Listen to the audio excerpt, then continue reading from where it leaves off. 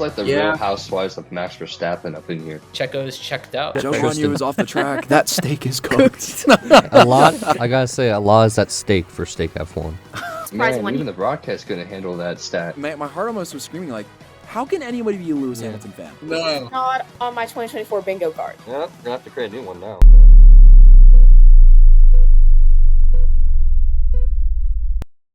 Hey guys, and welcome back to Lights Out Latest. My name is Marina, and I'm here with my fellow Formula One fans and friends, Jason, Tristan, and Steven. And today we're going to talk all things Red Bull. But before we get into that, let's get into some of the headlines from the week. Guenther Steiner is taking on a role as Miami ambassador. What do you guys think? Ooh. Miami GP ambassador. Ooh, Fun Uncle's joining the Grand Prix, baby. Funkle, dude. Oh, yeah. I want to see him in, I know it's not the Hawaiian Grand Prix, but a Hawaiian t-shirt. Oh, all weekend. just for Andy Reid out here. I think yes, yeah. If him and Andy Reid can be like side by side the whole weekend, I think it would be a dynamic duo. That'd be awesome. I mean, I think the dream, of course, would be to see him and Toto Wolff. You know, just no, Binotto. Yeah, yes. Sick. When was the thing that was like? It wasn't Zach Brown and Toto Wolff supposed to have a boxing match this year? Really? Is that a thing? I'm pretty sure. Who would win? That's a real question. Toto Wolff. No. Zach is like Dude is so big, jacked, but Toto and he has. But he's like Toto has Yeah. a lot of like height on him. Zach's got like the short and stout kind of build though. And that's built- not to be underestimated. I was gonna say he's built like a bulldog. He is kind of built like a No, bulldog. it'd be a good fight. Yeah. That's why I was bringing it up because like or team principal chit chat, like that's something I'd love to see. And he's not gonna let no. Well, is Toto technically German or is he Austrian or? Austrian. He is Austrian. All right. Well, he's not gonna let no European bully him around. So I think Zach Brown would win No that fight. European. But yeah, Guenther at Miami. I love it. Who doesn't love it? Yeah, this is a the cool only one. thing I didn't like is he became a commentator for German TV, Guenther, right? Yeah. And he did the post-race interviews for Australia, but he bombed the interviews. Like his interview questions are too slow, too vague. Like it's great to see him, and I wish he was a better interviewer, but he didn't do that good for his first time. No. Yeah. Which maybe he gets better, but Everyone loves him, Not and I too love good. his personality. But to be completely honest, in a post race where they're still so high on adrenaline, first of all, the questions have to be very specific. I think they have to be straight to the point, and then that way they can answer in a way that it's like not like super open ended because they're so high on adrenaline and it just happened. So it can't be something like more open ended. The second thing is Guenther's such a personality that I really would like. I think it takes away from the interview in a way that's like, I feel like it depends on how he puts it, which in this specific scenario in Australia, I don't think he did a great job. But it's like, to me, the personality that needs to shine through is the drivers in that scenario, not the Right. interviewers, if Yeah, that makes that's sense. true. Like, That's not true. to hate on whoever's interviewing, but generally speaking, they try and be more put together, more like I'm not showing my own personality. I'm asking the questions that I want to ask to these drivers after the race and then sending them off to the cool down room. So Yeah, I don't know. it's- That's it's- just me. It's not often that you have an interviewer, not to say that he overshadows anyone, but you know, has the presence that he has Yeah. interviewing people. You know, I mean, that's just not something you see very often. Like, I mean, that would be like, say, I don't know, like Tom Brady interviewing like Patrick Mahomes or something like that. You know, it just well, it'd maybe be off. not that big. I don't think. Whoa, no. Guenther's Tom Brady. I don't know. Maybe like more like I'm trying to think of a good comparison, but like Well, we've I don't know. had ex-drivers do the post-race interviews. Yeah, before. but We've even had, that's like, a little Mark Webber different, do it, but- Jenson Button do it. yeah, but they're more, they're you know, less of a and they've been able- personality, I think. Yeah, yeah. My they've been able favorite- to separate their personality and come up with really good questions for the drivers. Yeah. Even Martin Brundle, he's a multi-time podium finisher. Yeah. Very successful sports car racer, and he still does interviews on Yeah, the grid. and And nails it. commentary and stuff. Well, also, like, if you think back, I think one of my favorite interviews ever was when Max pied David Coulthard in the face post-race or post-quali. I think it was post-race. Max, I think, pretty sure he won that race. And then it was like DC's birthday, and then he pied him in the face with whipped cream. That was like, DC. that was fun. Right, Yeah. that was like a fun post race, but Yeah. it's not something you're gonna see every single time. That was something like No. personality showed on both sides, but like most of the time, people just want to hear like their perspective on the race right after. Yeah. So Yeah. I don't know. Yeah. I think he could be a great one. He could. Maybe But- if he just got a ghostwriter with some good questions and just like Apparently he's threw writing himself a out second there. book. He's writing a second book. What is he gonna write about? Yeah, reviewing the 2023 season. Not to okay. diss on his book or anything, but I remember when my dad like started reading his book, or he did like the audiobook. I'm sure the book is great, but the audiobook version is like Guenther cannot read that book. So my dad would put it on at night to fall asleep. Nice. Not to like diss on Guenther or anything, but like Nothing like falling asleep to the sound of good. The sweet sound of the beautiful white noise of Guenther Steiner's voice. Oh man. anyways, Golly. let's move on to the next headline. This is something that truthfully I don't know too much about. Haven't done a lot of digging, but I know Jason, you kind of put on the sheet. Liberty Media has attempted to purchase IndyCar and rumored to have or will buy Moto GP. This is big. Yeah.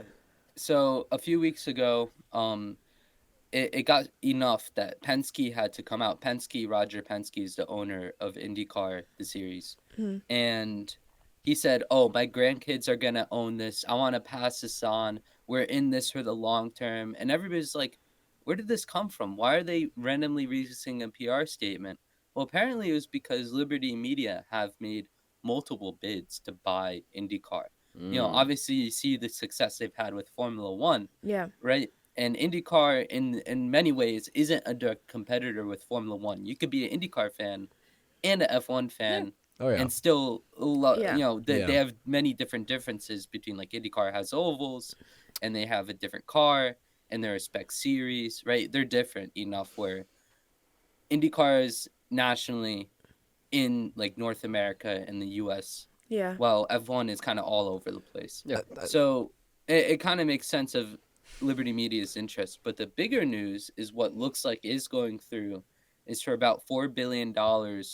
Liberty Media might buy Moto GP. For anybody not familiar, Moto GP is the Formula One of motorbike racing. Yep. And the current owners just don't have the financial firepower to push it as big. It is such an underinvested series that if Liberty Media bought it, I think we'd see a lot more motorbike fans across the world. Yeah. I mean, Oh, it's, yeah. it's a cool sport. I think it's extremely underrated, honestly. Yeah, I have a lot Oh, of yeah. friends, Portuguese friends back in Dubai that are really big fans of MotoGP. There's a Yeah. couple as a Portuguese driver. I cannot tell you his name off the top of my head because I don't remember. But I think what could be cool is if Liberty Media does buy MotoGP is to bring it into an F1 weekend, because then That would be. that's yes. when you're going to bring in the huge audiences and it's Yeah. really going to grow. Because right now we have a lot of the weekends are F1, F2, F3, and a lot of the Porsche Carrera follows F1 around a little bit.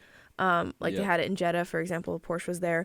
But I think that, like, obviously F2, F3, they don't travel way internationally. So if we could take, for example, if the Austin GP was F1 and MotoGP, that would be so cool. Yeah. And But they do race there. at they do COTA, right there. I think. But if MotoGP is going to follow Formula One around, you also have to think about the tracks that may be off the calendar if they're going to do exactly the same series. Like, if they're going to race all the same races, then there's tracks we can't go to because they're not MotoGP certified. They are F1 certified, but they're not MotoGP But certified. you Yeah. also got to think about like garage logistics. Yeah. I mean, like, Yeah. understandably, MotoGP is going to take up much less space than a Formula One Right. car will, but still is like, I mean, the They'd direct have to use comparison. the supporting That's the paddock. only reason why Yeah. I don't see it being a doubleheader weekend. Like, Yeah. Yeah. there's just not enough space to have two marquee series. And then Yeah. at the Yeah. same time, it's like, who's supporting who? Is MotoGP the F1 race? I mean, the support race for the F1 race? How does that communicate to the fans? As like Yeah. saying, Yeah. oh, Yeah. MotoGP is this lower series, Yeah. and Formula Yeah. One is the main Grand Prix. Like, Yeah. I don't see them doing support races. As cool as idea it is, Yeah. I don't think it would work. Yeah. My question is also, I wonder what, well, really both sides would think of like the tire situation. I mean, I think of, NASCAR, you have Xfinity, then you have trucks, then you have Cup Series. How that rubber being put on the track will affect F1 cars, especially since it's MotoGP, they're motorcycles, they're two-wheel.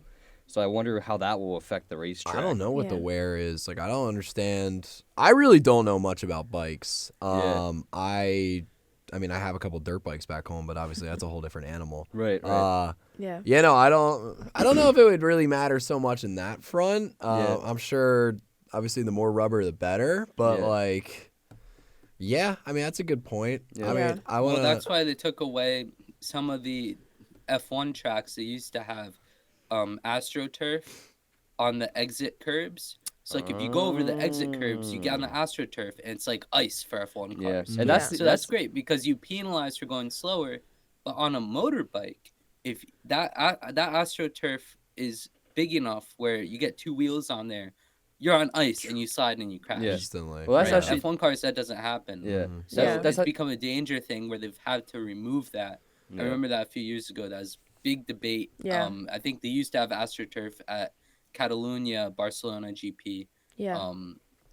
Lots of things to consider Yeah. between bikes and cars. Yeah. 100%. It's going back to the IndyCar deal though, Jason.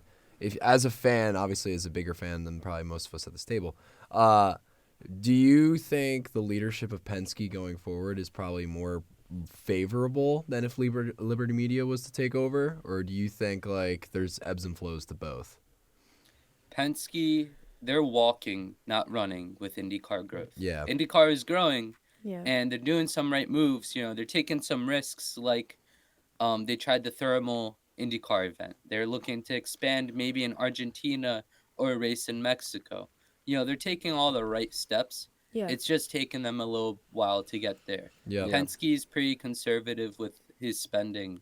Yeah. And some IndyCar owners, like Andretti, has complained that Penske's not spending enough money on promoting the series. Yeah. Yeah. I agree. And, you know, like 100 Days to Indy was like IndyCar's drive to survive, but Yeah. only focus on the Indy 500. Right. They need to grow the rest of the series. Yeah. The counterpoint is that 100 Days to Indy and focusing on only the Indy 500 is an easy home run. Like, everybody's going to watch that. Yep. But Yeah. if you want to really promote the rest of the series, you know, they're only getting like 10,000, 20,000 people, if that, out to some of these other races Yeah. outside of the Indy 500. Yeah. You know, you need to be doing a lot more. I think Liberty Yeah. Media buying IndyCar would have been a great thing for the series because they have the financial power and motorsports experience. But I'm not unhappy with Penske right now. Well, So. Yeah. I think Yeah, the fair. problem. I think the problem is too. You know, you have Roger Penske, who is not just the owner of IndyCar. He has a team in IndyCar. He has a team in NASCAR. So I think he has a bunch of other avenues. So I think that's probably why he's probably a little more conservative. He just wants to make sure that Yeah. money's going to his racing teams. Yeah. Yeah. Probably first and foremost.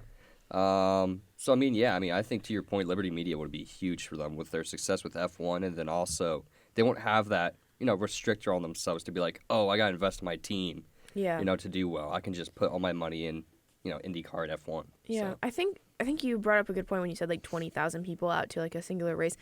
Australia had like 450,000 people in attendance on Yeah. race day. Like if you just simply compare that just in like tickets, that's a ridiculous amount of money every weekend that they could be making. If not to say that IndyCar is going to get as popular as Formula One, because I never think that IndyCar audience will surpass Formula One audience. No. But I think it could No. get closer. Meaning, instead of 20,000, maybe you have 100 or 200,000 people at a race. So I don't know. I definitely think it could be a move. I'm not a huge IndyCar person, but I agree with what you said. It's like they're walking, not running. So if they could move it along a little faster with Liberty Media, I don't know. But I guess we'll never know because they're passing it down the line. There's also updates around the F1 paddock in terms of personnel. Stroll's race engineer Ben Mitchell has been promoted to head of performance optimization and leaves race engineer role. What do y'all think? Cool. I feel like I there's guess- not much to talk about on that yeah. front. I mean, my only question is, who do they get rid of for him to? I still thought Brad was his race engineer. I don't know. I don't know. Like, there are certain engineers and certain people on the pit walls in F1 that really are very distinguishable. Like, they really put themselves out there. Even, like, mechanics. Like, there's that one mechanic at Red Bull that I don't know his name, but I see his face and I know exactly who he is every single time. He went on Pit Stop Podcast. He does more... Callum. Right? There you go, yeah. Yeah. So there's certain people that are more distinguishable. There's other people that I don't know. Like if you point to the Aston Martin pit wall, like half the people on that wall, I couldn't tell you who they were. Yeah. Which is sad as a fan. Like I should do a better job of knowing these people, everybody, but I guess you can't know everything. No, yeah, come on. Yeah. Gotta Can't be too balance hard it on out. yourself. A sport of hundreds. I mean, it's kind of hard to memorize them all, right? Yep. Yep. Anyways, let's talk about a team that is struggling at the moment. Really, really, really struggling. Alpine had a disastrous weekend in Australia, a bad weekend in Jeddah, a bad weekend in Bahrain. Pierre Gasly said it could take 4 to 6 months to fix this Alpine. Is that a PR statement, or are they actually we have 4 no to 6 idea. months away from something? Are they closer? Are they further? What do y'all think? I mean, where they got those numbers from, we have no idea. Yeah, right. I mean, it's not like he's sitting there with a tracking number just looking at, oh, yeah, we'll be there in a little bit. Yeah. It's so hard to predict these things. It really is. I mean, there's so many variables. Even if the update comes, like, is it going to work? Like, Yeah. Haas's Exactly. update did not work, and their season went downhill. That's why I'm Yeah. worried about the Red Bull update. Ah. But It's your Pierre's statement was, I think we know compared to last year exactly what is worse and what is the same. I think we're not looking ahead to 2 or 3 weeks, but rather over 4 to 6 months. We're trying to work out a package that is stronger for the end of the year. My thing with that statement, with that interview question, was that it makes it kind of clear they didn't take a single step forward, first of all, because he said what is worse and what is the same from last year. So there's no steps forward. Yeah. But also that they're trying to work out a package, which means they don't have something that they've already thought through and engineered out that they're just putting into production that could take a certain amount of time. They still have to figure out what it is that they can do to fix this car. Yeah. That's what worries me, is they Yeah. don't understand it. Like, what happens with other teams across the grid is that at the very least, they know what the problem is. So like Max was saying after the brake failure, he was like, I don't really mind too much that it happened. What I want to know is why it happened, how it happened, and how we're going to prevent it. And I'm sure by now Red Bull knows exactly what happened. They know why it happened, and they know how to prevent it. Yeah. Alpine can't say the same for their car, Yeah. their whole season. No, Yeah. that's why I look at that number and I'm like, nah. I mean, it's not trying to be presumptive in terms of like, oh no, they're not working towards this. Like, I believe they are. Yeah. But it's so bold to say only a couple of races into the year is like, no, they're done. Like, this is a chalk season. Like, Yeah. blah. I still think they're last. Like, they're going to finish P10 this year, in my opinion. Wow. I mean, potentially, yeah. I barely see them getting any points. I don't even know, I've like, been surprised of how supportive the drivers are. Like, after the first race, Driver. Gasly's like, oh yeah, we're going to keep working. Gasly's And then not that also when he got supportive. into Q2, he was celebrating like he was on pole. He's like, yes, Q2. Great job, guys. Yeah. This is like a Yeah. win. Yeah. Like, Yeah. Yeah, Oh, but it's just so sad to see how far they've fallen. I feel Yeah. like they might even sell the team, Renault. They've done it in the past. They've sold the team in the past. They already Yeah. sold a quarter of it to like that investors, huge celebrity investor investment group, which for So- the so who record, I knows? thought would be a lot more involved, if you know what I mean. Like, I expected to see Ryan Reynolds around the paddock more. I expected to see, now that we're in what is essentially NFL off season, I hate, there's no off season in any sport.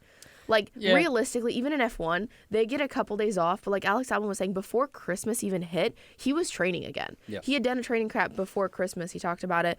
A lot of the other drivers waited till like post New Year's, but still, like, they barely have any time off. But this is still technically considered like off season. Yeah. I expected to see them in the paddock more. Patrick Mahomes, Travis Kelce, Yeah. Yeah. potentially, and sure. the other investors. But they were like, they've never been in the paddock. I think Travis has worn an Alpine like cap a couple times, but other Yeah. than that, like, nada.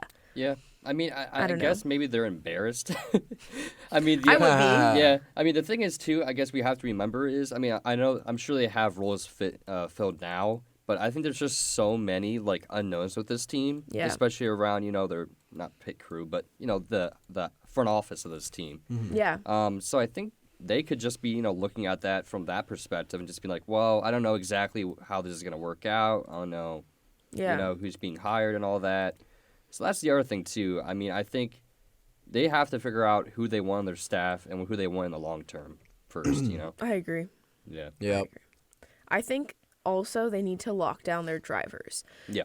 Very, very, very, very quickly, because Esteban Ocon used to be a Mercedes junior. There is a Mercedes seat open. There's also presumably going to be, like, for example, if we say if Alex goes to Mercedes, for example, then there's a Williams seat open. And right now, Alpine compared to Williams, I would take the Williams seat.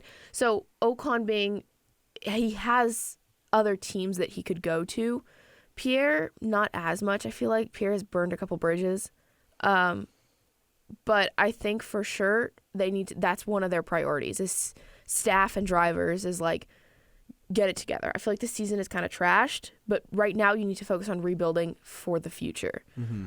That's my thoughts, at least. Yeah. I'm still confident in Esteban and Pierre's ability. It's yes, that's what I'm saying. Like they're great drivers. They need to stay. Yeah, that's what I'm team saying. To go it's anywhere. like I feel like if I'm the team, like I would actually be willing to like. It seems like their harsh feelings to one another is mended to a good degree, and also like their racecraft has gotten better.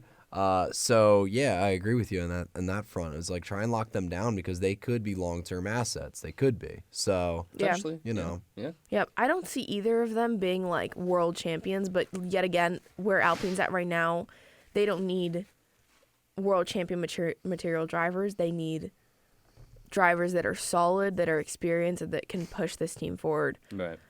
Like when Haas picked up Nico K-Mag again, K-Mag, and it's like that's what they need. They need reliability right now. So yeah. Well, anyways, let's move on to a team that was mentioned just now, Williams. James Vowles has said that they will definitely have 2 chassis for Japan, but he doesn't think they're going to have that third, which means if there's another crash, you're yet again left with 1 car. Oh man, this is insane, man. If it happens again, I'll freaking lose my mind. I feel like the only thing with me is like if it happens again and they don't pick Logan, that's kind of ridiculous. Like Alex didn't, like if Alex crashes again and they give the car to Logan, it should be an equal opportunity now. It should be like Alex got it. Okay, you had your chance, Alex. Like meaning now we're gonna let Logan rightfully take the car, and if he gets in the points, then maybe we were wrong in Australia, like stuff like that. Yeah. But well, I mean, the thing is, though, I mean, what more can Williams do at this point? I mean, it's a financial issue, right? So it's just like I don't think it's a financial issue. I think it's a workload issue. Like they took development so extreme that they just didn't have the time, or potentially a bit of the budget to put together that third chassis in time for the season to start. Okay. I like how we're looking. James been talking about that a ton. Yeah. Is that they could only develop the facility so much. Like Williams in the past has been late for testing. Like I think 2020 they're super late. 2019 were they late? They've been late on many things before. And now that James Vowles has stepped in, he said, their processes are a mess, and we've had to like blow everything up over the winter to start and fix it. So someone like right now they're taking a step back to take a step forward in the future and reset everything. Yeah, they're just which working is on why being I think more they only efficient. have 2. Yeah. Yeah. Well, he said the team got the yeah. car back Monday at 2 a.m. and according to him, they've been working nonstop to have at least 2 cars for Japan. So they're getting there. But yeah, I think what, like you said, the problem is efficiency. Yeah. They're not efficient, and if you're not efficient, then how are you going to have 3 chassis ready for the start of the season? As much as it would hurt Logan, I don't think anybody could disagree that Alex is the better driver right now. For sure. Yep. And 100%. I would put him in the car. Unless Logan had a points lead in the championship at this point, or better finishes or qualifying, I would put Albon in the car every time. Yeah. I like how we're looking ahead at the weekend. Like, let's say presumably they do have both cars. Well, James said that they're going to have both cars. But looking ahead that Alex is going to wreck again. Suzuka because is so high speed, but also like how many times in the last couple of years have we had rain in Suzuka? Because I feel like it's like every other year. Now, it's a very different time period. I want to say it's a couple months. Is it a couple months earlier? I think it still Is get it rain like 4 or 5 Suzuka. months earlier? Yeah. So it is another like season, let's say, but there's still a good chance it rains. And I don't think that Williams car likes the wind or the rain very much, which is why I think these speculations are so prominent around the community, the F1 community, because it's like dude. Well, What are you gonna do? also our lead destructor last year was Logan Sargent. So That I is very mean, true. Yeah. Won the That's what I'm saying though. Destructors Is like I like Championship. how we're presuming that Alex is gonna wreck the car again. When I think it's like no. Oh, I think man. Logan might just take his chances completely, and they're just going. Yes, but- I mean, Yeah. if Logan crashes, would we put Albon in it as well? Well, what do you mean? If Logan, if Oh, Well, Logan, Alex it's the would other keep way his around. car. Yeah, Yeah. I think Alex would keep his would just car. keep his car. Yeah. I think the only like hard decision would be yes, if Alex crashes again and then Logan's car is up for grabs for one of them. Yeah. That's a tough decision because you've Yeah. already knocked his confidence once. You knock it again, this season is completely over for Logan Sargent. Yeah. There's nothing you can do to I think bring him back from that. Yeah. Even Well, if he scored points, like I Yeah. don't think it would knock his confidence back up to the level that I hope it was going into Australia. But if it was the other way around, if Logan crashes, then Alex is definitely keeping his car, Yeah. in my opinion. Yeah. Well, the thing is too, I feel like they have to look at it from a long term or a short term perspective. You know, Yeah. what do they think is going to be better for them? Logan Sargent, having his confidence back up. Like, what's the ceiling for Logan Sargent right now? Like, are you cool with keeping him for the future? Do you think he's going to provide for you long term? Or are you going Yeah. to play the game with Alex Albon and just, let him go through and Well, do his thing? That's a question for Mr. Toto Wolff because that one of those Williams seats has always kind of been under Mercedes control. Saw it with George Russell. I think realistically, it's all going to come down to who's in that Mercedes seat to look at Williams long term. Because if Mercedes take Kimi Antonelli, then I think Logan keeps his seat. But if Mercedes takes anyone else, and Kimi does a great job this year, which he's got off to a slow start, but there's still a lot of racing to go, and he's brand new to F2. He didn't race F3.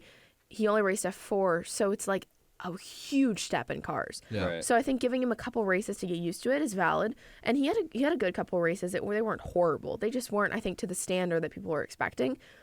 If they say that okay, he's good enough, but he's not good enough for Mercedes, Yeah. then he's presumably going to go to Williams, which leaves one of those two drivers out of a seat. And if I had to pick right now, it would be Logan, assuming Alex doesn't go anywhere. So I think long term, it's all going to come down to Kimi, honestly. Yeah. Speaking of Toto Wolff, he has announced he will not be in Suzuka. I almost said Jeddah. He will not be in Suzuka. It's part of normal season scheduling. It's not like a big thing. He just doesn't go to all the races anymore, which I find kind of strange. That is interesting. What does he do? Yeah. I think he's probably just back at the factory. oh, just for chilling? sure. I think there's a couple races last year that he wasn't at as well, but I think there was one race. It was the race where George and Lewis collided that he wasn't there. Was he? I'm 99% sure that one. I think it was towards the end of the Qatar. season. Qatar. There you go. Where Lewis got like hit from the side. He kind of like went around the outside. And Lewis and George kind of collided. I don't think Toto was at that race. I remember seeing tweets and comments about like, this is what happens when he's not there to like police his drivers. Like he should have been there. Yeah. I don't think it's a huge deal, but No. It's a normal thing. It's like stupid. some races he wants to be back of the factory control center. Like literally, I don't know if any of you seen photos, but they have basically looks like space mission control. Yeah. Engineers and mechanics sat in, having all the displays up, all the videos. That's Super awesome. cool place to be. No, yeah. But yeah, no.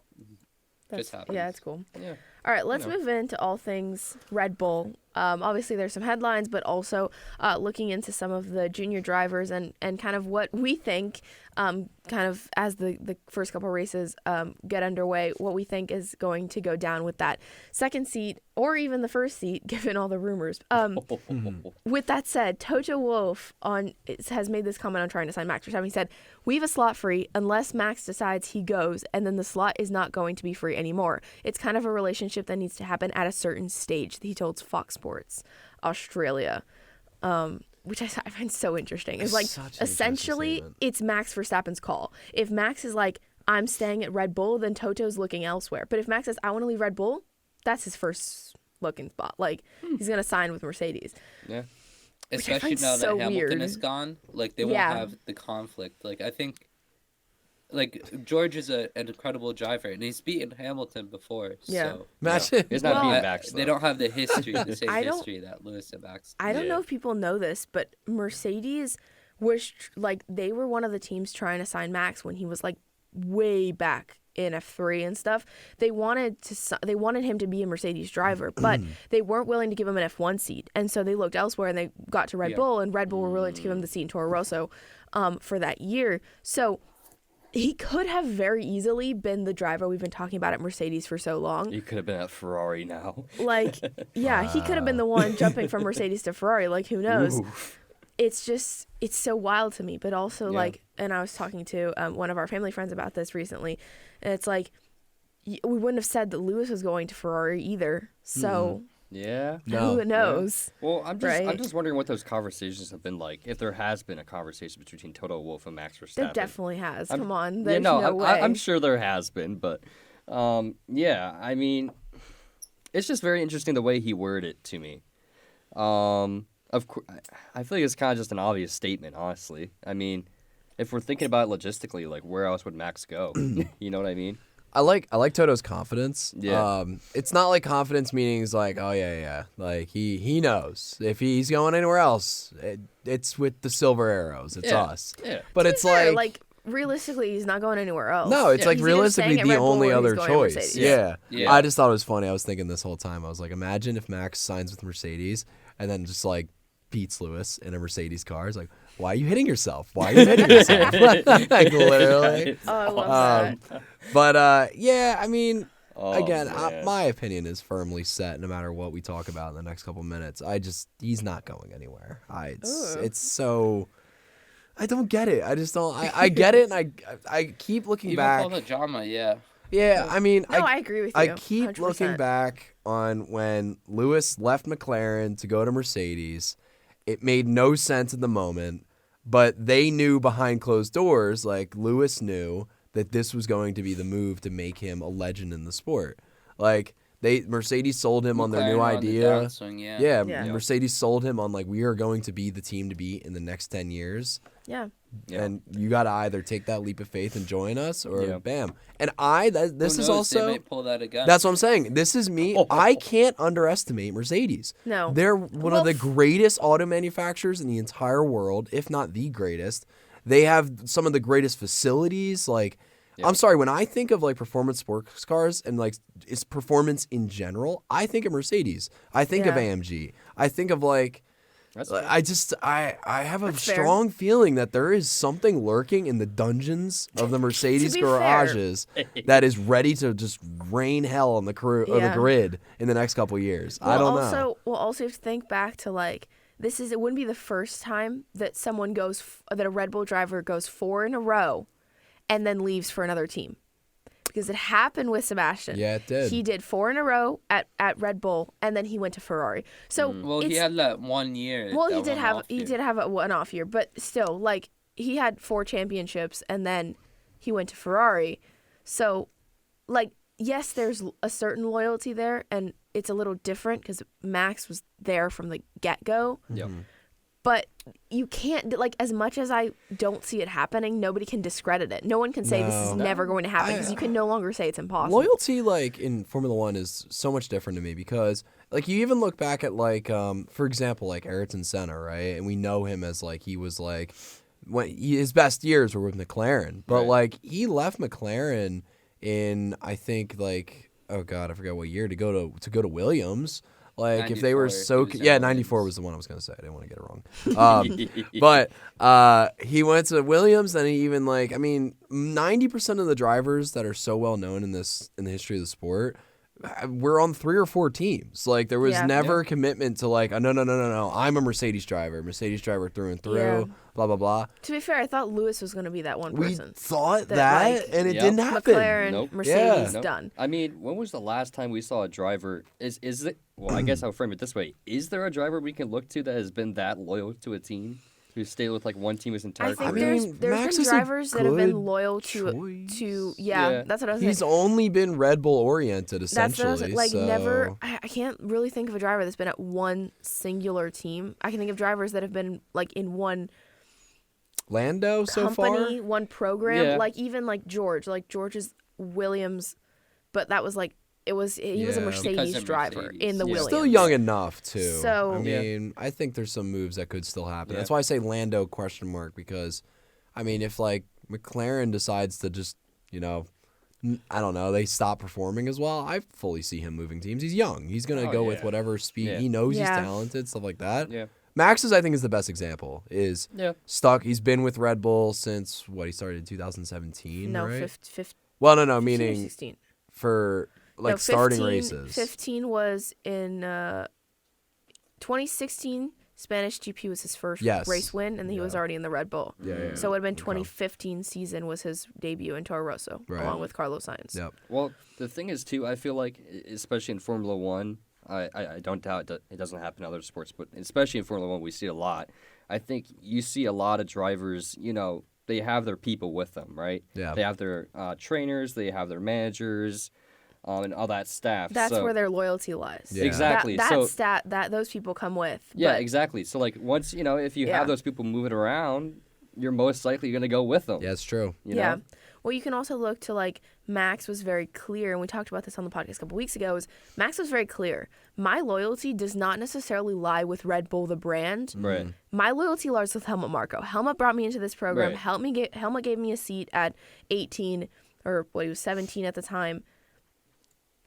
That's where my loyalty lies, 110%. If Right. Helmut Marko is gone, so am I. Yep. And Right. that's where I think.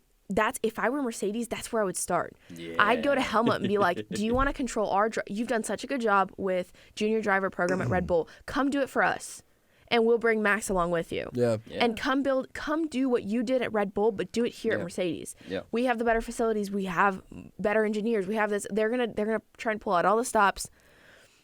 And we'll see. Yeah, We and the shall other thing see. is, too, I would be fascinated to see if it happened in the future. I don't think it's happened in the past. You see in the NBA, you have, multi-team deals. You know what I mean? So I wonder if that would be something that would happen in Formula Like One. a shuffle. Yeah, where like it's you have, a everyone's three-way on trade. Oh, Something like that. definitely. I think it's different in the fact that yes, there can be a three-way swap, but Yeah. they're not necessarily linked to each other. They just happened in a certain you know what I'm saying? Nah, yeah. It's not that just the time it's frame. not that Ferrari's oh, I'll loan you this driver and then you loan this driver to Mercedes, and so it's not necessarily like that. It's more of just It's a timing things thing. kind of fall the way they fall, and there are It's funny. four-way, is- five-way Yeah, swaps. one of the better examples of that, bring it into NASCAR, there actually was a deal like that with Ricky Stenhouse Jr. and Chris Buescher. They were slotted in for two teams, Roush Fenway Racing and JTG, and they literally had a contract with one another that they were going to switch teams after 4 years, I think. So they but interesting. think about that, being cemented in this was Cup Series, this was the top of the line NASCAR, being cemented after your fourth year and be all right, switch. Different car manufacturers too. It was Ford to Chevy. Yeah. That's crazy. Yeah, no, Yeah. but it's possible. I imagine that was in someone's contract as an incentive. It was in their contract. Well, no, but I just mean in Formula One. Oh, yeah. If Yeah. you had I don't know, saying George Russell's contracts, Yeah. so we're gonna have you. It's like a rental basically in Yeah, your yeah, NFL yeah. free Yeah. agency.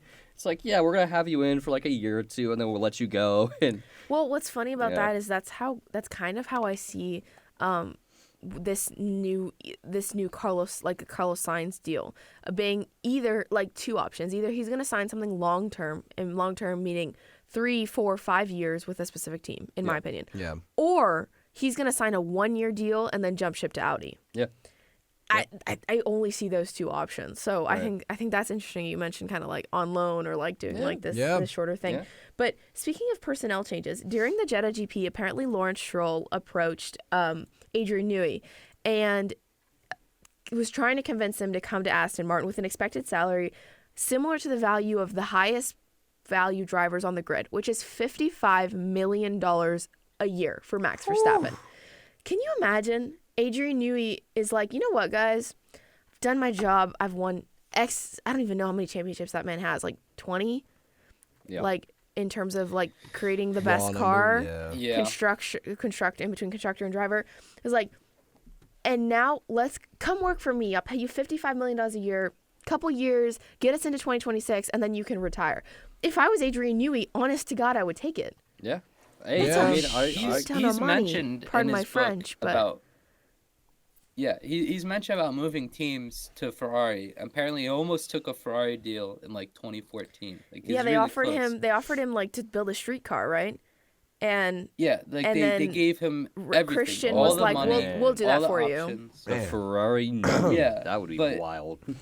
On top of that, it's Ferrari. Yep. He said the final thing was, one, Red Bull is already what I know, but more importantly, two, is I'd have to move my life to Italy. And Yeah. I Right. can't do that. But that's not the So, case and, with and Aston that's just Martin. why an Aston Martin deal is so much better. Yeah. Is he basically helped build the Valkyrie?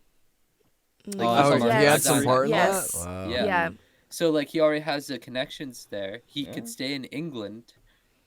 He That's could why get it's so all scary the for money. me. Because it's Yeah. like It's more genuinely- real. It's so like it feels so real to me, and it's something that like to me is so close to happening, especially with everything going on. Like, not to say that like we know everything that's going on, but I feel like you can kind of tell with the body language, the way people are talking to each other, that there is still tension between Christian Horner, Helmut Marko, Adrian Newey, Max Verstappen. I feel like they're not that well-oiled team they were last year. Yeah. I fully believe there's tensions. I I really think there's do. big tensions I mean, there. of course, with the allegations, I'm sure that's not something that they're particularly fond of. Yeah.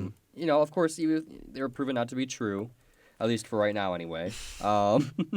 But yeah, I mean, even so, it's like, ooh, it's sketchy, right? Yeah. I'm curious if Ford's still mad. If they're still, Yeah. you know I how haven't like that really said rumor was a anything. thing. I don't know. But Yeah. Yeah, I Well, don't so I know. mean, of course, we said that if Helmut Marko leaves, Max Verstappen leaves, no question. But if Newey leaves, does that mean Max also leaves, or? I don't know. I think that that's not a loyalty question. That's then a Max personal question, is like, what is best for me moving forward? Right.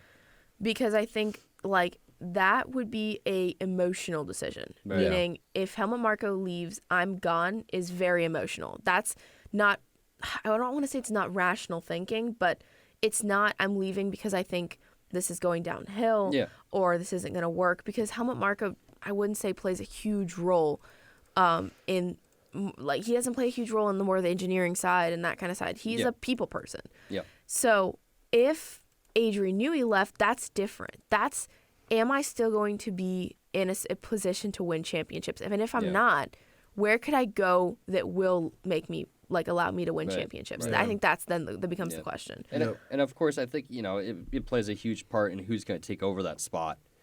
I mean, I honestly won't even know where to begin on who would take up that spot for him, and who would be, Yeah, well, we talk a lot about like Sergio Perez losing that seat potentially, but then you're like, that's one person you've got to replace, right? Yeah.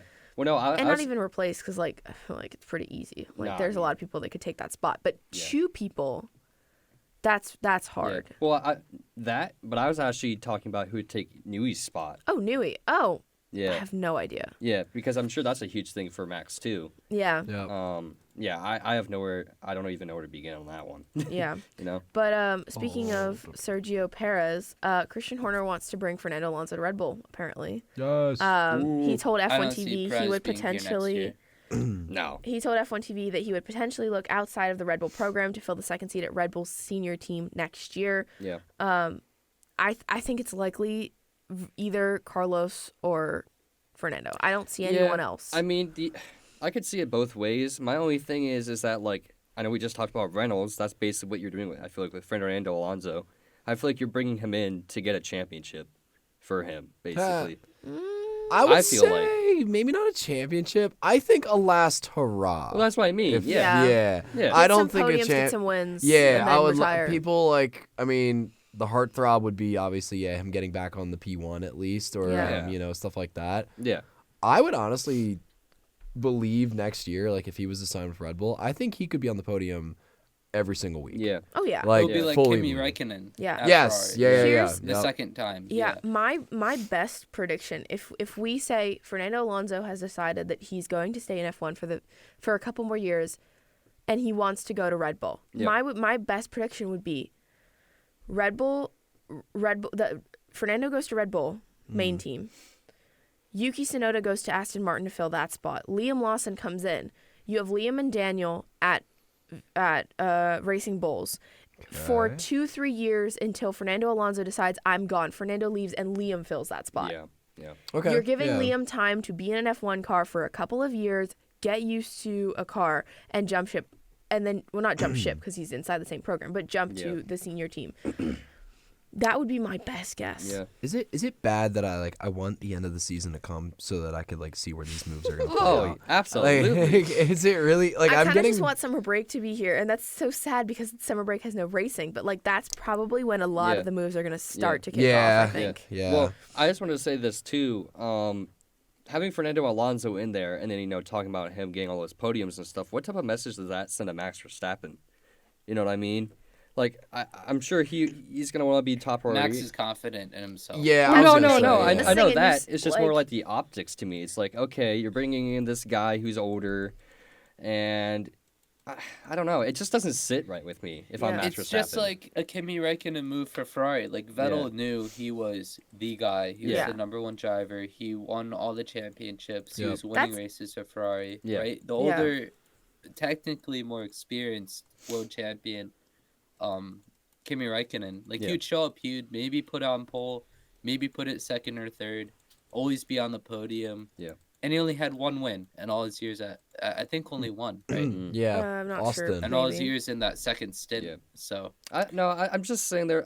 I have no doubts that Max Verstappen would be treated as the number one, and his confidence would be there. It's just, I don't know how I would feel as for Max Verstappen if we're bringing in someone to basically help win. You know what I mean? Yeah. Yeah. I don't know. I don't think Max would really care too much. I think Max and Alonso are really good friends. So if Max had to pick between Fernando and Sergio Perez, pretty sure he would pick Fernando. No, for sure. I also think it's a good challenge, and you mentioned this last week. It was even in a clip, I think, that we posted. It was, how long can Max Verstappen keep going the way he's going without being pushed by someone else? Right. And I think that's also something Red Bull should consider is Absolutely. Let's bring in this guy who has impeccable racecraft. He's going to be on the podium every single time. And if Max does not continue to be perfect, he's going to lose out to Fernando. Be realistic. Max and Fernando are probably the two most consistent drivers on the grid. Yeah.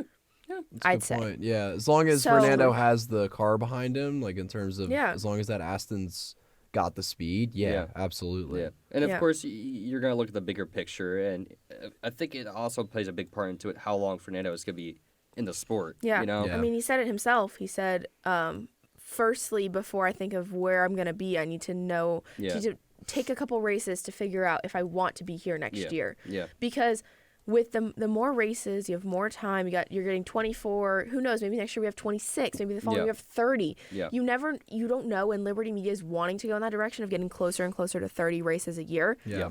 There's only so long he can take that. I know we talked about how long he's been in the sport since before. Was it he won his first championship the same year Ollie Behrman was born? That's wild. It's insane, but it's true. He's in his 42. Yeah. He's also said as long as he's still having fun, you know what I mean? That's exactly. He's said that as well. So I think no matter what, at least until 2026. Okay. I think so too. Sure Well, the number. that was the thing. That's the biggest thing for me. I feel like is Fernando even gonna want to, Attempt a new regs again. Well, not that. Will he want to? He's a nice guy, and I'm sure he would. But at the end of his career, is he going to stay long enough to mentor Max Verstappen? You know what I mean? He needs I to. don't think he needs to. No? Yeah. Well, I don't think because so. I thought that was the argument that he would help him out. I think you would push him along. I think Okay. he could definitely.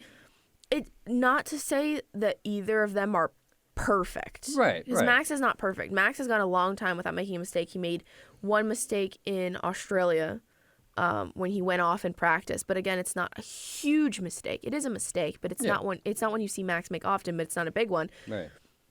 I just think there's certain things that he could learn from Fernando behind the scenes rather than on the track. Meaning, with all Fernando's experience, maybe setup-wise, that could be a help. Sometimes we see the Red Bulls, going into free practice, they're, not particularly that strong. They're 4th, 5th, and then their quality is, a toss-up. You got to have the perfect lap, or Ferrari's going to take it, at least this year. Yeah. And then in the race, they're, they're almost perfect. So I will say I think Fernando has a better perspective now to almost reteach Max if Max needs it. Yeah. This depends on if Red Bull but if the field gets more even.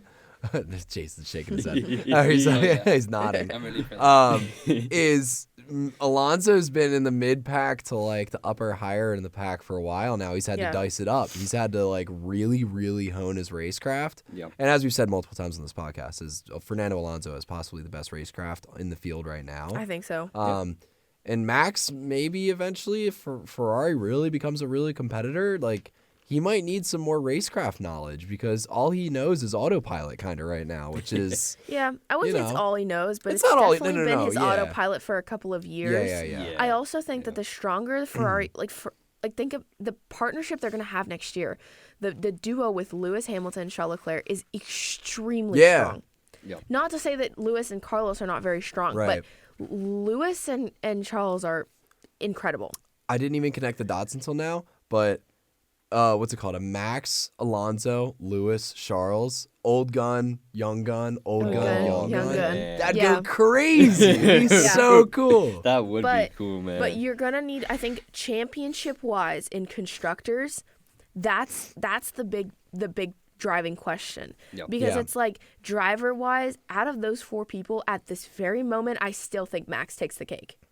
I think right now, right this second, if they all had the same car, it'd be between Max and Alonso. Yeah, for sure. Yeah, but what constructors-wise, what is going to be the best matchup for Red Bull to fight the Ferrari duo of Lewis Hamilton and Carlos Sainz? And it's not going to be Max and Checo. It's probably not going to be Max and Daniel. I think that's Max and Fernando.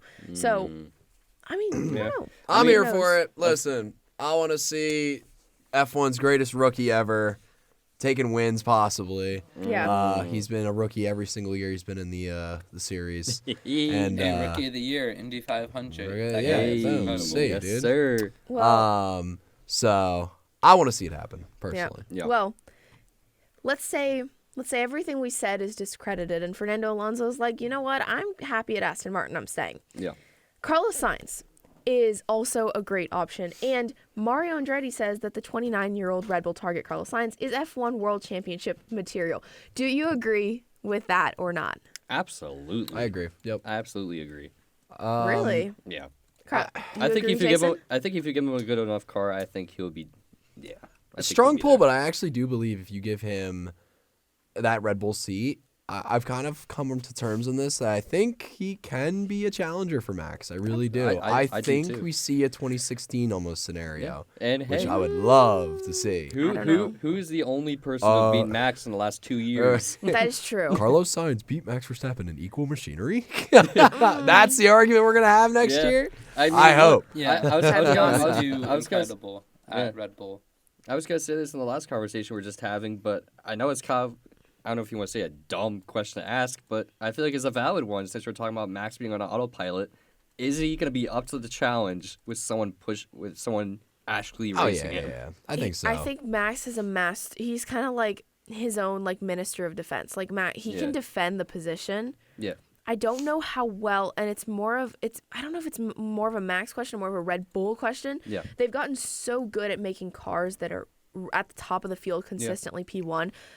That I don't know if they're like have the perfect car to follow. That's what I'm saying. Like to be like qualifying 3rd or 4th and make it up to P1 is another question rather than pole and keeping the lead and leading the race, because then you can manage your own tires. You're pushing your own race. Yep. You don't have to worry about an undercut and an overcut as much, especially if you can pull a little bit of a gap. So. I don't know. I mean, Carlos is quite good at that. You see it in NASCAR all the time. The cars in good, clean air, and then once you put them in that dirty air, man, it gets ugly real quick. Different machine. So, I mean, you said it. Like, Red Bull, like, I'm sure they're focused on having a car that's going to be really good out front, but how's that car going to look in the pack, or how's that car going to look like when you're actually having to, race against someone? Yep, good point. We just don't know. That's just something that we just have to see. So, Marina, you don't think that he is world championship capable? Here's my argument with Carlos Sainz. It's not that he's not world championship worthy. I think that if he was put in the Red Bull with Max at a Mercedes, and Mercedes were not, the Red Bull still had the stronger car, I think he could be world champion. He'd have to get lucky. He'd have to have the perfect car, and he cannot have a world championship caliber teammate next to him, because then I don't think he would win. If he's in a world championship car with Charles Leclerc, I think Charles takes the cake. If he's in a world championship car with Max Verstappen, Max is taking the cake. If he's in a world championship car with Fernando Alonso, Fernando's taking the cake. So he's always, to me, in my perspective, that kind of second fiddle. But if he's in a team where he's the team leader, where he is the more experienced, more qualified driver, and he gets lucky, he can win a championship. And I think my family friend that I was talking to about this, he mentioned kind of like a Jensen Button kind of thing, where it's like you were in the right place at the right time with a lot of luck, and you had sufficient, let's say, racecraft. You pulled it off. That's how I feel about Carlos Sainz. So what I'm getting here is you do not have a lot of confidence in Carlos Sainz's I have ability. a lot of confidence in Carlos Sainz's ability to defend, to be on track, to consistently be in the podium in a good car.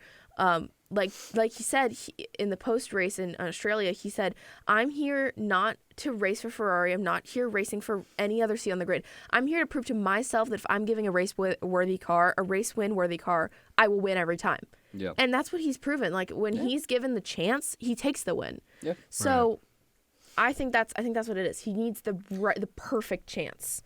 You see, you can't carve it out for himself. I think pretty much the same as Carlos Sainz that you do. I agree with everything you said, except for like the past couple years at Ferrari. I think he's gotten faster. I think so too. I agree. Developed his racecraft. He surprised me with how much he challenges Charles on race day. Yeah.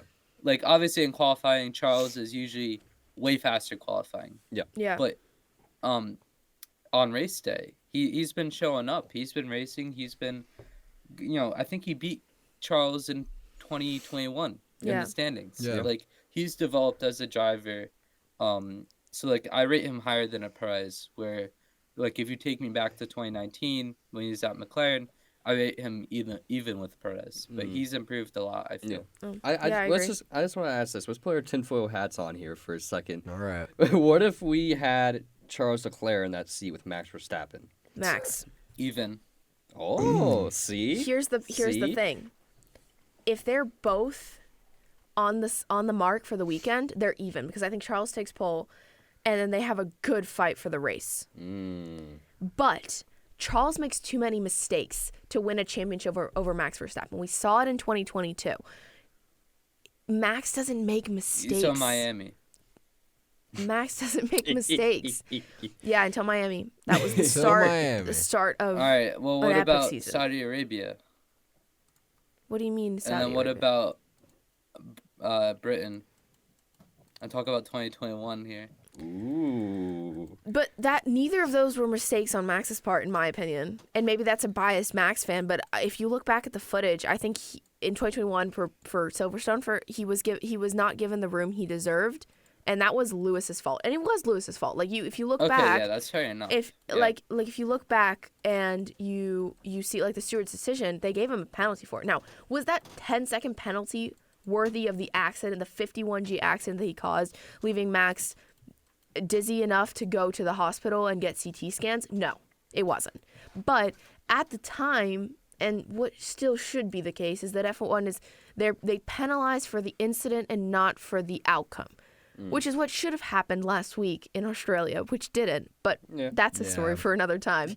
I think that was Lewis's fault. Now, Jeddah was a risky move, but not a mistake. I don't think he particularly brake checked Hamilton. Oh, no, I'm talking about qualifying. Because when I think of that was a mistake, but he was also sick. When I think of Leclerc's mistakes, I think of France 2022. Yes. He crashed out himself. He did a spin. Miami qualifying 2020, last year, 2023. Yeah. He had a spin in Monza. Was it Monza? Yes, I believe he did. He didn't lose any positions, I don't think, but he still spun and couldn't go after Max, I think. Crashed out 2020 in Monza too. Yep. All right, I mean that's fair enough. Leclerc has had more mistakes, but speed-wise, I think speed-wise they're equal. Yeah. I agree with that. The reason why I ask is from what it sounds like to me, y'all think that Carlos Sainz would have a better chance at Max Verstappen than Charles would. I think so. You know But what? then that just goes against It's what you were gonna just depend saying, on- though. Is I like think- you how think that many he's Okay, not the team teammates. leader Here's- at Ferrari, though. No, he's not. But here's the thing. Which is fair. It's but- because Ferrari, because it's two different cars. I know. Ferrari, Charles versus Carlos in a Ferrari is all about who can qualify higher because that's Yeah. where they're strongest.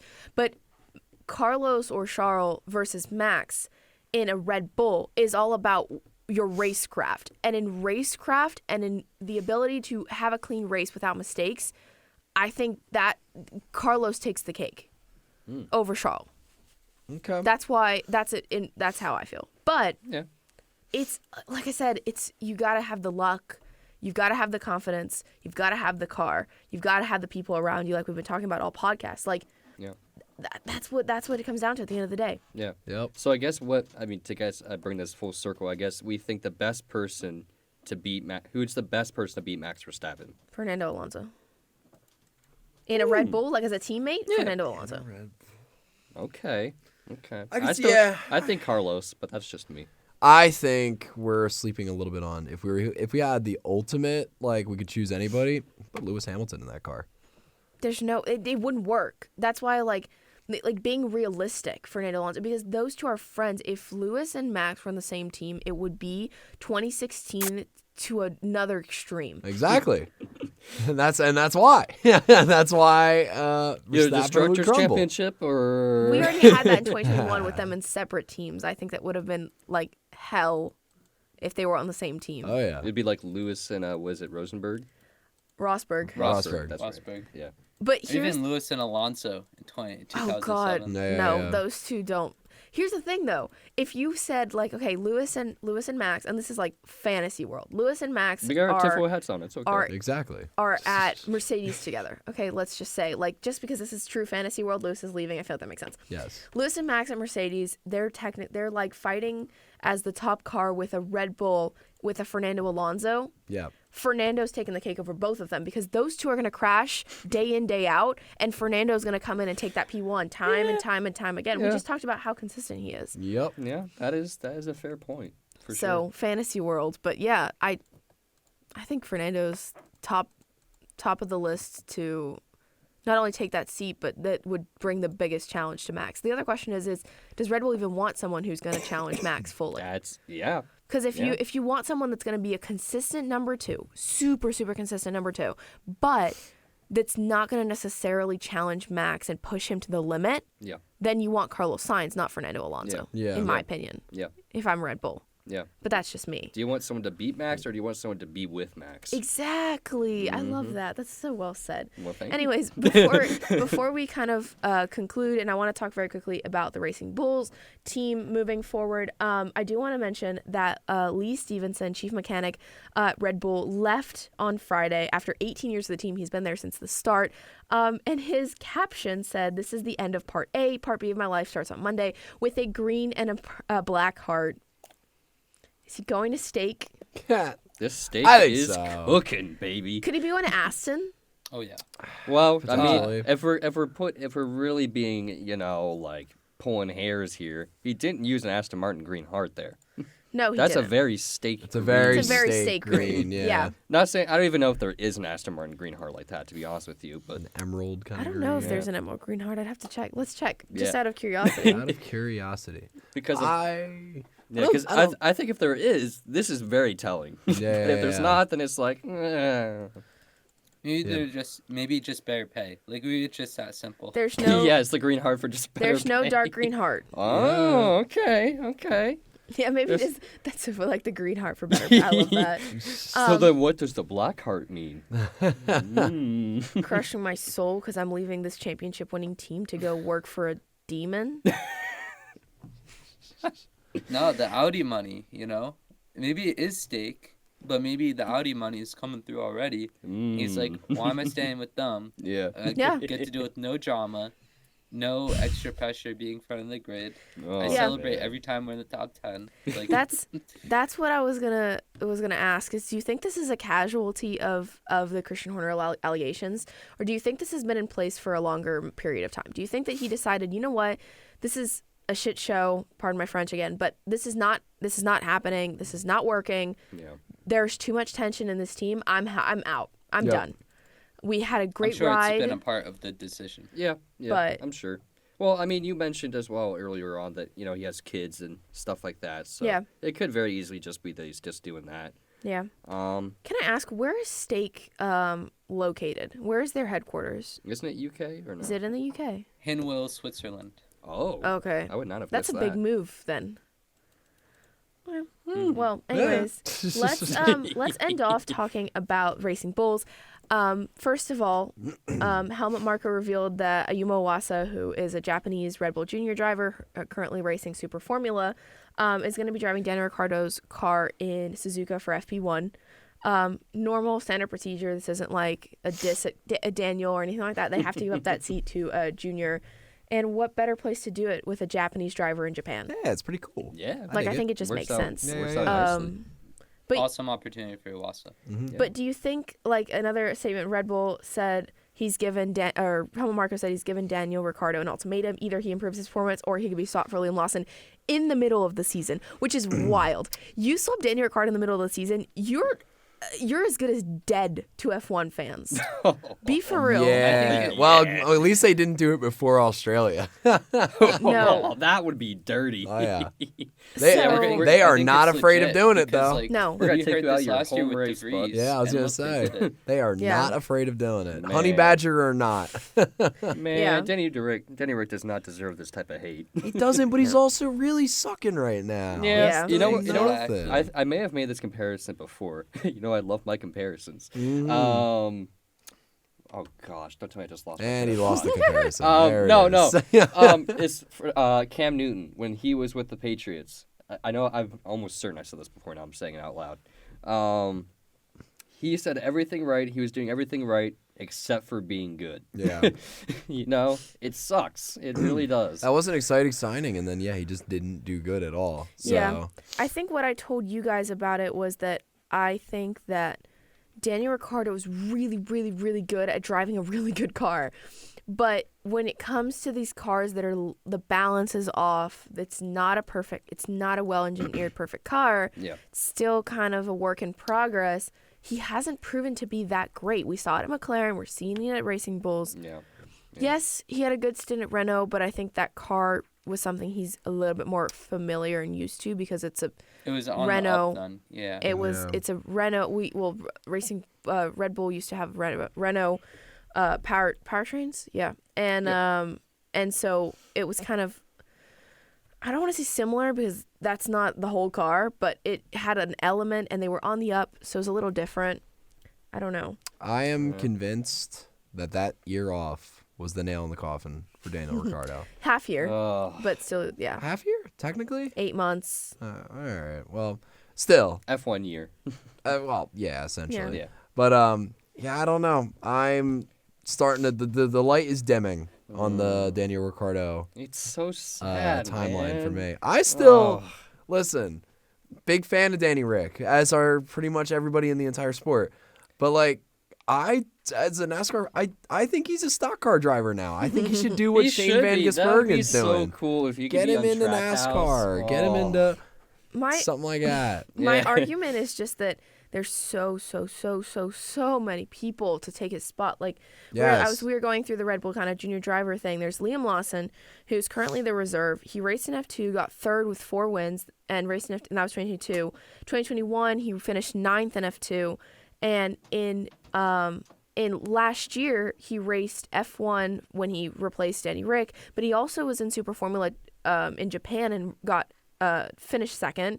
You have Ayumu Iwasa, who's currently I think he's P2, or no, he's 9th in Super Formula, but he finished 4th last year in F2 with 3 wins and 3 second places.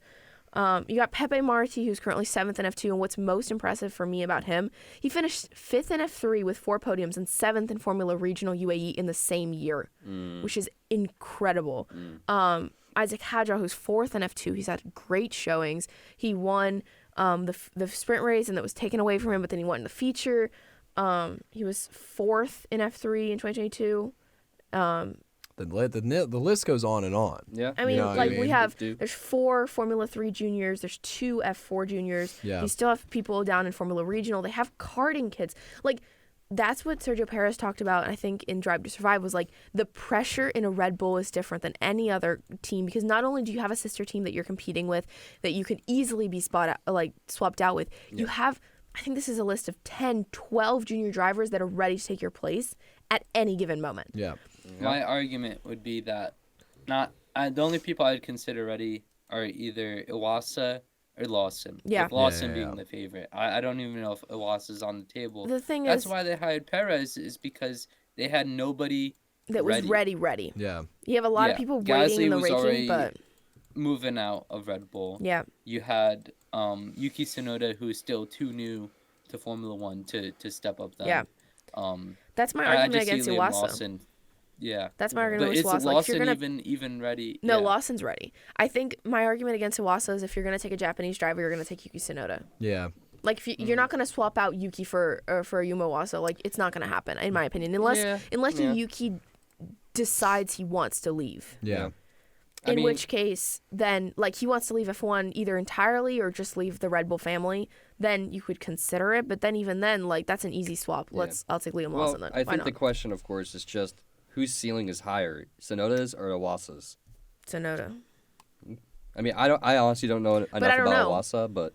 But, yeah, I don't know. He did a great job in F2, I will say. He had some great showings. But Yuki's been in F1 longer, so if you put them up against each other, Yuki, for a good deal, I think would take the cake. Yeah. No, that's fair. Anyways, as we kind of wrap up, we can't forget the quote of the day, but while I'm finding the quote that I've written down, predictions for the Japanese Grand Prix. Tristan, let's start with you. I think we did predictions last week. Did we? Did we? Well, then just repeat your prediction. Oh, God, I It's hope been I a while. get it right. Oh, yes. I know who I predicted. I think I had Carlos Sainz winning the race, back-to-backs. And then I have Max coming in second and Leclerc P3, I believe. I'm pretty sure that's what I had. Max taking the win because he's going to bounce back like a lion that he is. And I think I had Carlos P2 and Charles P3. I'm trying to remember. I think I probably had Carlos Sainz first. Yeah, Max second. Do you know who I had third, Jason? You had Leclerc. Okay, Leclerc. Okay. All Wait, right. was I correct? Yeah, I got the notes here. So Oh, perfect. Jason, you had the same as me, right? Max, Carlos, Charles? Almost. I had Max winning. I had Leclerc in second and Sainz in third. Yeah. Also, I think Haas are going to get points again, but we'll see. Ooh, love it. All right, quote of the day. I'm the best driver because I believe that I'm the best driver. Why do I feel like that's like Sebastian Vettel? Nope. No, it's from last weekend, right? No. Oh, I thought that was our theme now. It sounds like such a Max quote. That's what it is a Max quote. Oh, I was going to say that. Oh, it is. Yes. Dang. No, last weekend I forgot to do a weekend-oriented quote, I think. Okay. And this week is not a race week, so I want to save it for when we're actually at a race That weekend. makes sense. So, had to do the kind of Red Bull, stick with the Red Bull theme since we've talked Red Bull Big all Red Bull day today. episode. I mean, it's been my dream. I love talking Red Bull. You guys know this. But thank you guys so much for watching this week's episode. If you want more from us, we have Tech Tuesday, WAG Wednesday, Throwback Thursday, Fun Fact Friday, Man on the Street, and some live show clips up on our Instagram and TikTok at Lights Out Latest. And, of course, the podcast every Monday at 11:30 Eastern Time. Bye, guys. Peace.